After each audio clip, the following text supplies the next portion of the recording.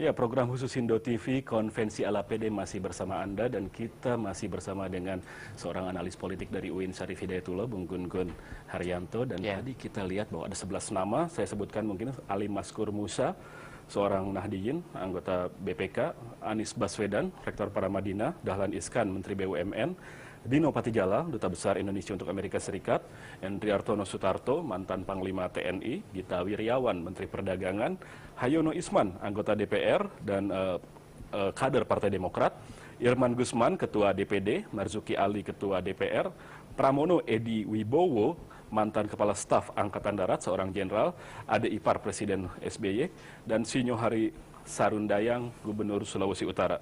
Jadi tadi salah satu survei menyebut Dahlan Iskan yang paling populer dari 11 nama ini. Menurut Anda apakah itu masuk akal? Saya melihat masuk akal sih. Maksud saya gini, secara jujur saya perlu sampaikan bahwa sekarang ada tren di masyarakat ya, yang kecenderungannya itu lebih menyukai pemimpin yang bisa menjadi antitesis dari SBY. Kenapa? Kalau SBY peragu, SBY dipilih 60% pada waktu 2009. Betul.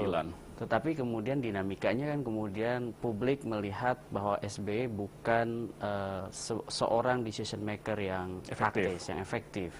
Dan itu kemudian kita bisa melihat ada keinginan publik bahwa pemimpin yang birokratis itu kemudian berganti menjadi pemimpin populis tetapi teknokratik gitu ya.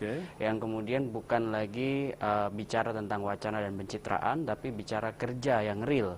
Yang itu berbasis komunitas, berbasis masyarakat dan ada tindakan-tindakan nyata yang kemudian dilakukan oleh mereka. Ya, persoalannya sehebat-hebatnya para peserta konvensi ini tidak ada satupun yang masuk katakanlah 5 besar dalam survei popularitas calon-calon presiden jika itu melibatkan para kandidat lain di luar peserta konvensi. Ya, ini kan bicara sisi lain. Kalau bicara di internal Partai Demokrat, tadi saya bilang bahwa kalau secara jujur dilempar ke publik, publik mungkin meminati sosok yang kemudian memenangi konvensi itu adalah sosok menjadi antitesis, misalnya dia problem solver. Tapi kalau kita bicara dalam satu peta politik yang lebih makro, artinya peta politik Pilpres 2014, saya melihat memang capres Partai Demokrat belum kuat untuk kemudian berhadap-hadapan dengan capres yang sekarang lagi diminati oleh publik. 8 bulan ke depan masih ada waktu untuk menggenjot? Saya melihat penyelenggaraan konvensi ini sebetulnya, kalau mau jujur, ini tentu saya berpandangan bahwa bukan berorientasi pada, sebetulnya ya, bukan berorientasi pada kuatnya capres Partai Demokrat.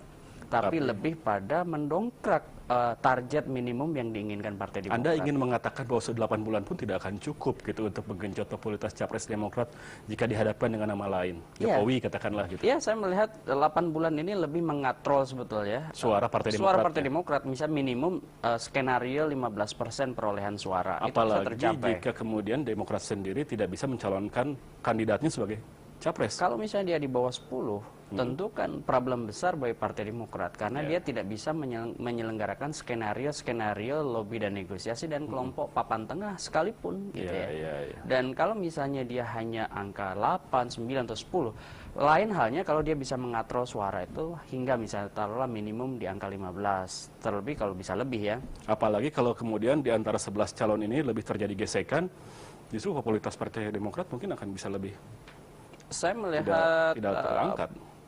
Penyelenggaraan konvensinya sendiri, gesekannya itu saya tidak terlalu khawatir. Karena mereka juga tentu orang-orang yang masih mempertimbangkan karir politik masing-masing.